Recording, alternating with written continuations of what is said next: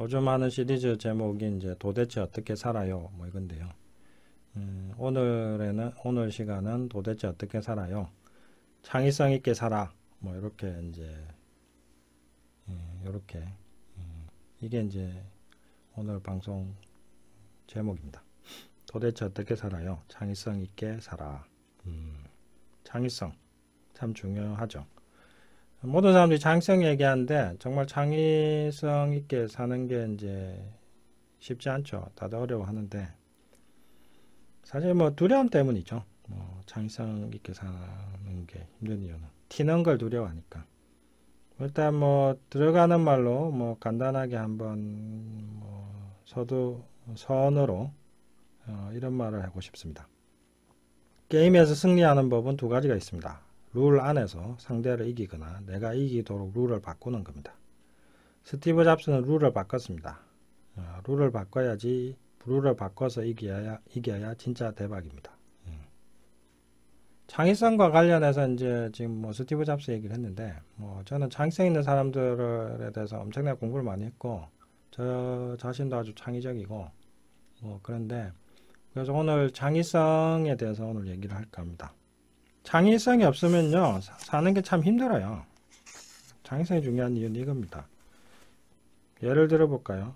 1급 호텔들은 보면요, 서로 뒤지지 않으려고 몇 년 지나면 전부 리모델링 하느라고 엄청난 돈을 들여서 리모델링 합니다. 뭐 시트도 바꾸고, 뭐 인테리어도 바꾸고. 그 돈 들이면 어떻게 되냐면 결국 다 비슷해져요. 왜냐하면 최신 유행을 엄청난 돈 들여 최신 유행 맞추다 보니까 결국 다 비슷해집니다. 그럼 뭐냐? 특색 없이 돈으로 처바른 호텔이 되는 거죠. 그 다음에 제가 뭐 책을 6권 냈는데, 출판사 하는 것도 그래서 가만히 봤죠. 이제 여러 출판사들 하는 거 보면. 출판사 편집지는 새 원고 받으면 팔리도록 유행과 관행에 맞게 재편집합니다. 그러다 보면 엇비슷한 책만 양산합니다. 자, 이런 식으로 창의성이 없으면 시간과 돈 들이고서도 서로 고만고만해져서 갈수록 먹고 살기 힘들어집니다. 그래서 저는 뭐 종종 이렇게 얘기합니다. 네가 너답게 살지 못하니까 갈수록 힘든 거야. 그 돈에 관해서도 창의성이 중요한 건데 사람들은 이제 어떤 게 있냐면 남들 하는 대로 하면서 돈 벌려고 그래요. 그래서 제가 돈과 관련해서 이런 얘기 자주 하는데, 남들 안 하는 것을 남들 못 하는 대로 해야 돈을 벌지, 남들 다 하는 걸 남들 다 하는 대로 해서 어떻게 돈을 버냐 이거죠. 그러니까 결국 남들 못 하는 걸 안 하는 대로 하는 게 창의성이잖아요. 창의성 없으면요, 먹고 살기도 힘들어요. 그래서 제가 지금 창의성을 가지라고 하는 겁니다. 근데 왜 사람들이 창의성을 잘 못 가질까? 그건 뭐 두려움이죠. 그래서 이런 얘기도 종종 자주 하는데, 남들 하는 대로 따라하면 안심됩니다. 그런데 결국 같이 죽죠. 반대로, 내 방식대로 하면 불안합니다. 하지만, 그러다 보면 대박이 나죠. 결국 뭐냐? 남과 다르게 할 수 있는, 용기, 자신감. 남과 다른 것에 대한 어떤 달라지는 것에 대한 두려움, 무리해서 이탈하는 것에 대한 두려움, 남과 다른 삶을 사는 것에 대한 두려움, 이런 것을 극복하는 게 바로 이제 창의성의 시작이죠. 그럼 그런 건 어떻게 하면 되느냐? EFT 하면 되잖아요. 그럼 자, 같이 한번 EFT 해보실까요? 손날 좀 두드리면서. 자, 나는 무리해서 이탈하는 게 두렵지만 나는 나를 이해하고 받아들입니다. 나는 남들과 달라지는 게 두렵지만 나는 나를 이해하고 받아들입니다.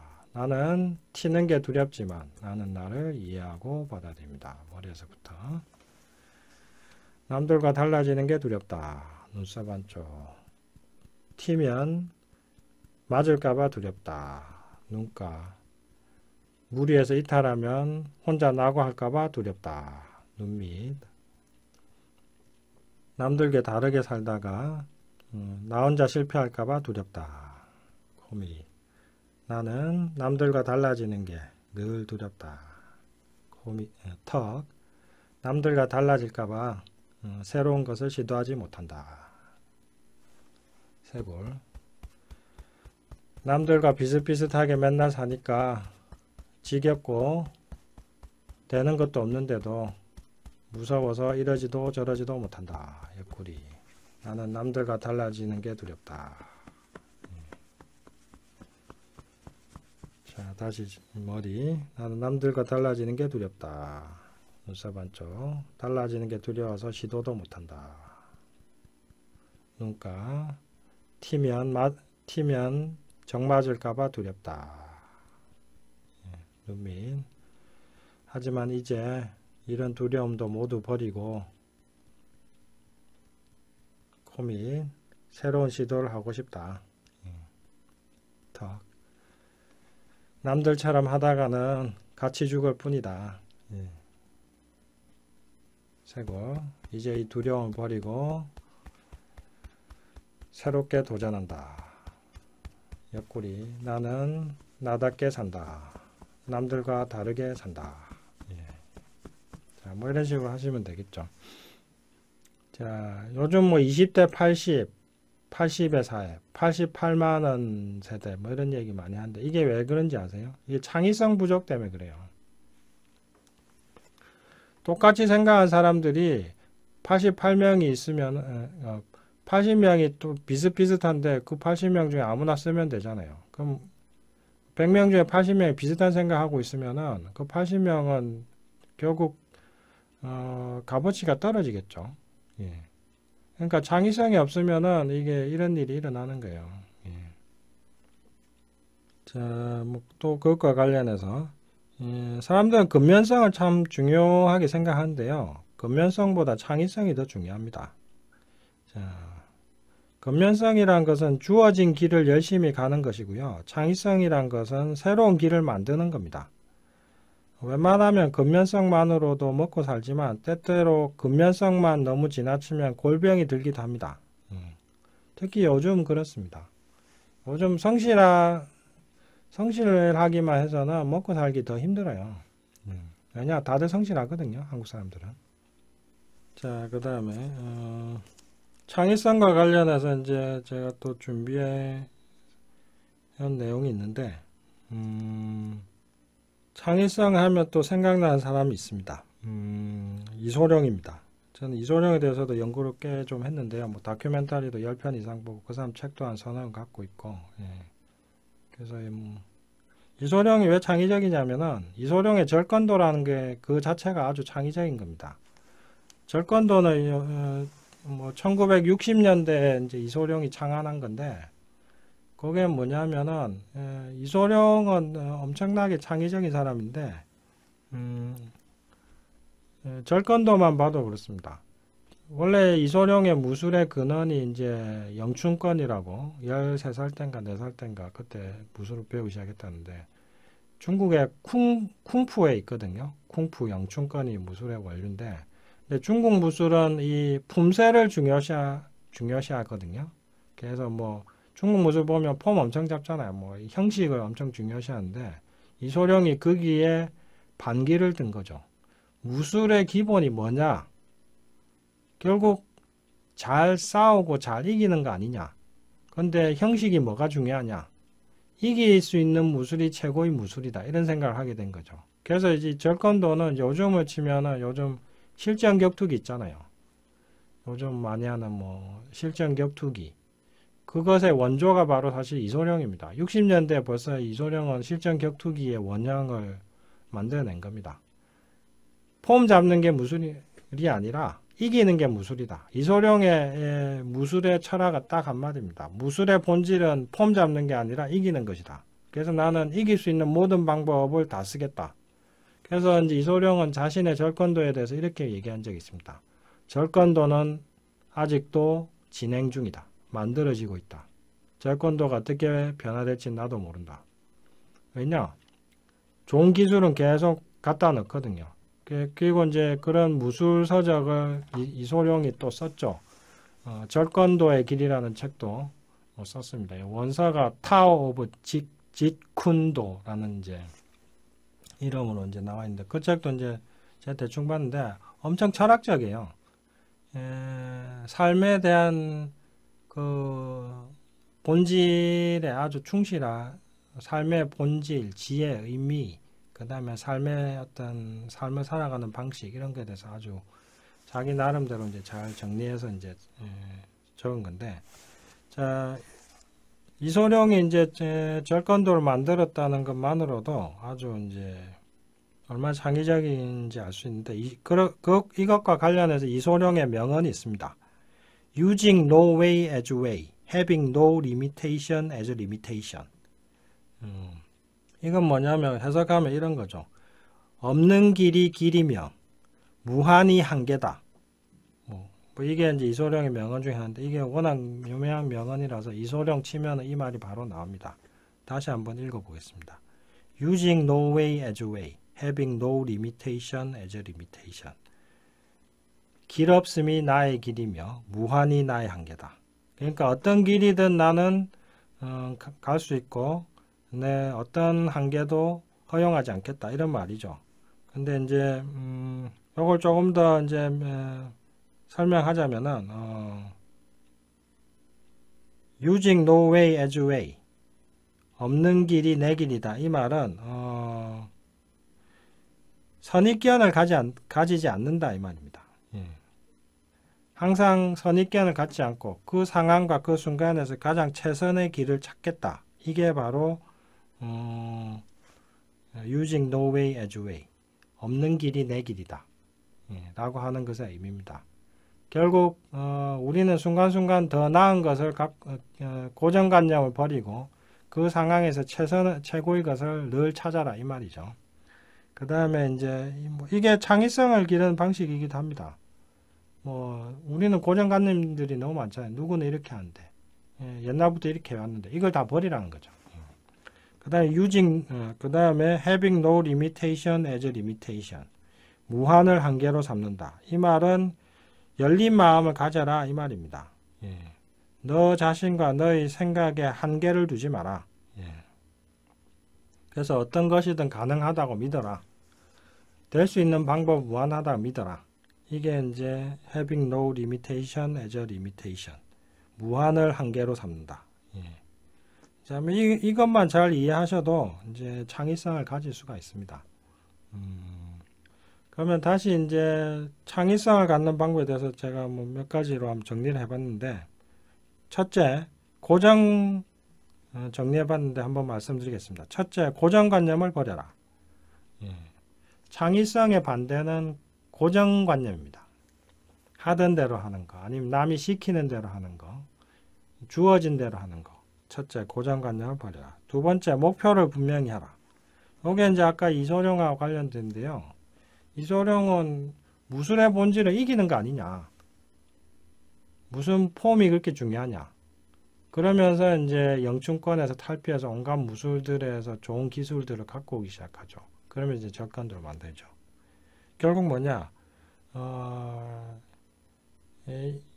이소룡은 무술의 본질과 목표를 잘 파악한 거죠. 그러니까 이게 바로 목표를 분명히 하라는 것의 의미입니다. 그 다음에 세 번째, 확언을 하면서 믿음을 가져라. 확언을 하고 믿음을 가지면은요, 자꾸 창의성이 됩니다. 확언하고 믿음을 가지면은 이제 우리의 무의식이 그 되는 방법들을 찾아주거든요. 이것과 관련해서 이제 제일 많이 생각나는 사람이 이제 정주영 회장입니다. 정주영 회장은 무조건 할 수 있다, 하면 된다. 이게 항상 입에 붙은 사람이거든요. 이게 확언이죠. 그러니까 이분 일대기에는 아주 창의적인 창의적인 사업을 한 게 엄청 많죠. 예를 들면 이분이 미국 대통령이 방한하게 돼가지고 방한하게 됐는데 유엔 묘지에 이제 대통령이 참관하겠다고 얘기를 한 겁니다. 근데 마침 그때가 한겨울이었습니다. 큰일 난 거죠. 큰일 났다기보다 한겨울이라서 이제 유엔 묘지 무덤에 이제 한겨울이라서 이제 그 잔디가 없어가지고 황량했죠.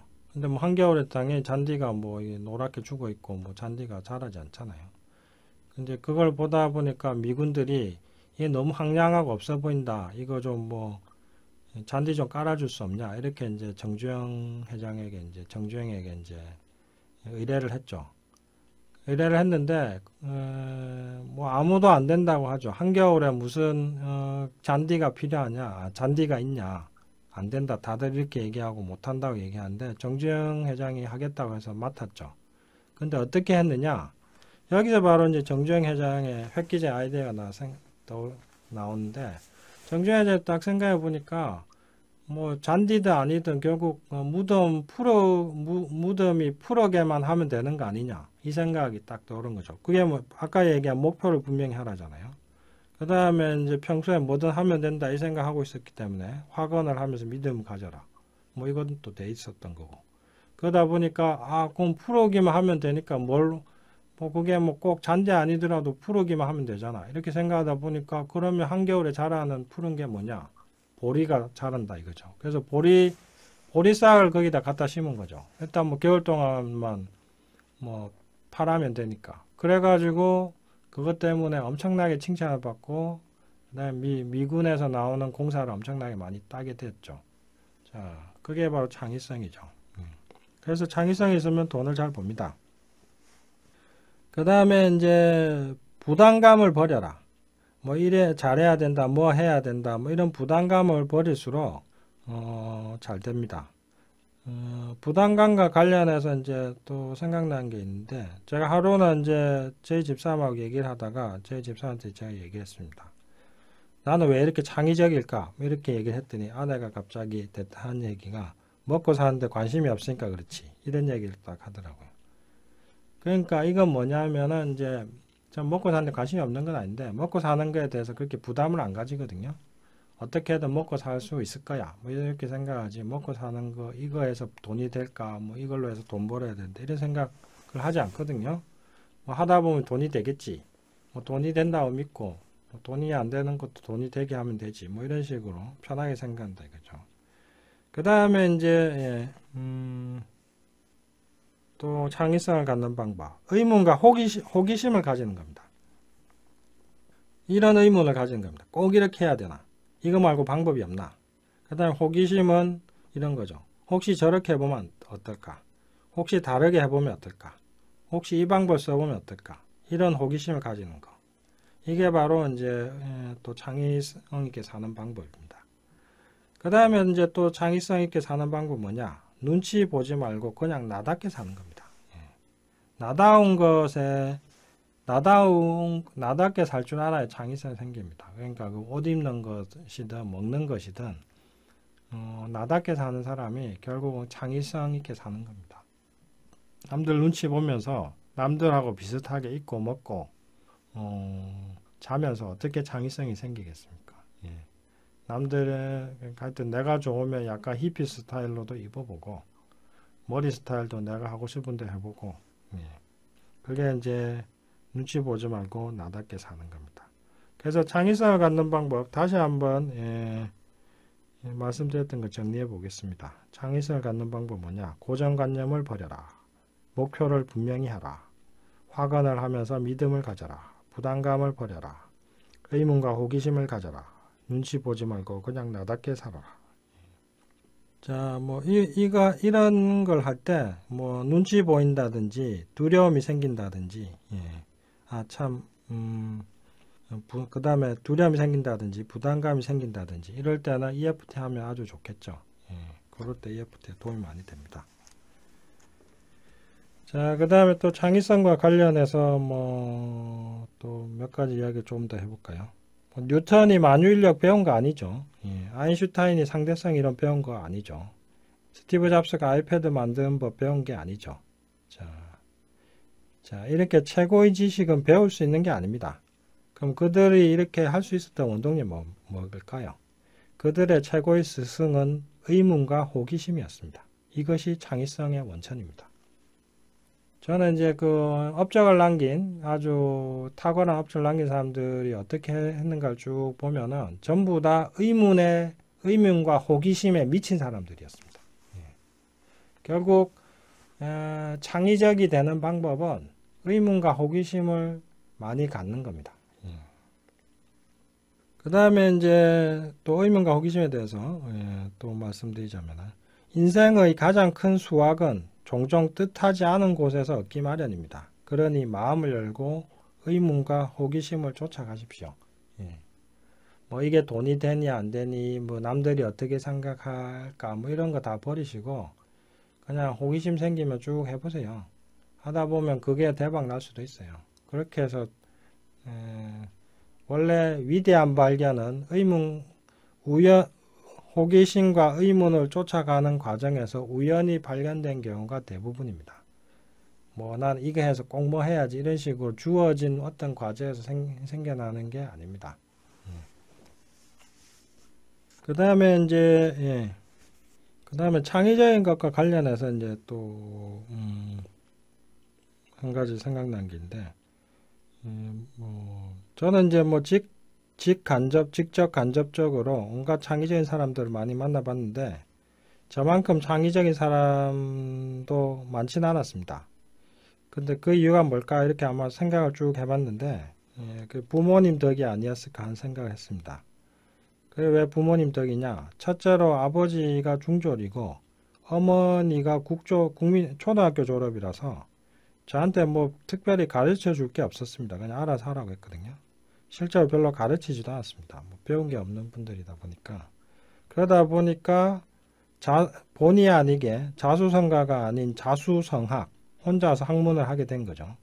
그러다 보니까 저절로 창의적일 수밖에 없었죠. 두 번째로 이제 어려서부터 너무 가난해서 장난감도 책도 별로 없었습니다. 그래서 단순한 장난감을 상상력을 동원하여 온갖 변신 로봇인 듯이 갖고 놀다 보니까 창의력이 엄청 늘었습니다. 뭐 원래 인간은 주어진 게 없으면 상상으로라도 만들어내는 게 이제 본성이니까요. 자, 그래서 여기서 이제 역설이 나오는데 창의성을 기르는 방법은요. 적게 가르치는 게 창의성의 또 원천입니다. 그게 이제 미국의 어떤 강의에서 제가 들은 적이 있는데 너무 많은 것을 가르치려고 하지 마십시오. 상상하고 그려보고 그러려면은 적게 가르쳐야 됩니다. 그러니까 기존의 지식이 많다고 창의적이 되는 게 아닙니다. 모를수록 창의적일 수도 있습니다. 이게 이제 창의성의 역설이기도 한데 자, 뭐 이렇게 해서 이제 대충 오늘 창의성을 기르는 방법, 창의성이 중요한 이유와 창의성을 기르는 방법에 대해 설명을 드렸고 지금 우리 사회가 이제 대량 생산 시대에서 이제 지식 정보화 사회로 접어들었고요. 지식 정보화 사회에서는 어떤 특징이 있냐면요. 모든 것이 기계와 컴퓨터에 의해서 자동화되기 때문에 기계와 컴퓨터가 더 잘할 수 있는 것은 인간이 해봤자 소용이 없습니다. 기계와 컴퓨터 잘하는 게 뭡니까? 반복하는 거, 정확하게 하는 거. 결국 기계와 컴퓨터는 무한히 성실하고요. 무한히 정확합니다. 이건 인간이 따를 수가 없습니다. 그래서 단순 반복 작업들이 전부 사라지는 겁니다. 왜냐? 그건 기계와 컴퓨터가 대신하거든요. 그럼 앞으로 지식 정보 사회에서는 먹고 살기 위해서는 어떻게 해야 되냐? 기계와 컴퓨터가 할 수 없는 것을 잘할 줄 알아야 됩니다. 그런 사람이 돈을 법니다. 그럼 기계와 컴퓨터가 할 수 없는 게 뭐겠습니까? 그건 뭐냐면은 감성, 그러니까 예술 같은 거. 그 다음에 창의성, 이런 것들. 감성, 창의성. 이런 것들이 바로 이런 것들 잘 활용할 줄 아는 사람이 돈을 벌 수밖에 없습니다. 그런데 현재 우리 사회의 교육은 부모도 그렇고 학교도 그렇고 아이들의 창의성을 다 죽여버리고 있습니다. 애들에게 근면성만 요구합니다. 근면성은 제가 아까 말씀드렸잖아요. 기계보다 부지런할 수 있는 사람은 없습니다. 그래서 요즘 근면한 사람들이 갈수록 살기 힘들어지는 이유가 그겁니다. 기계가 인간보다 부지런하거든요. 그래서 창의성 있는 인간이 돼야 되고요. 오늘 창의성의 중요성에 대해서 오늘 이렇게 설명드렸고, 그 다음에 이제 창의성을 키우는 방법에 대해서도 대략 설명드렸습니다. 자, 그럼 오늘은 여기까지 하도록 하겠습니다. 안녕히 계십시오. 감사합니다.